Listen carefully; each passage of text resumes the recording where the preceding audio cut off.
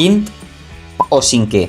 Resulta que les dos són correctes. Les dos, en textos valencians, estan documentades ja al segle XIII. Ara bo, si mirem a l'Atles Lingüístic del domini català, als anys 60, mos endurem una sorpresa. Què? Tot el món en blau claret, quint. I tenim dos puntets taronges on diuen cinquè, però com podeu veure tot Cristo diu quint.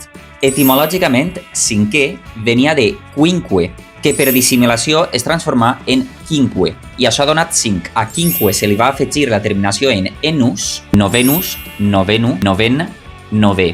Esta E de cinquè és una analogia, comparació o imitació d'unes altres formes, mentre que quint prové directament de quintus. Així el que ha passat és que la forma quint ha prevalgut per damunt de cinquè. Però com que quint es pareixia més al castellà, l'Institut d'Estudis Catalans decidí prioritzar cinquè sobre quint, mentre que l'Acadèmia Valenciana de la Llengua prioritza quint.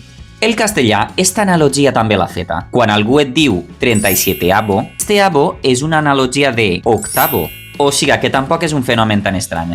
Punt negatiu per a l'IEC, del 5 al 10 podria haver-los fet irregulars. Punt positiu, els difícils són regulars. 427.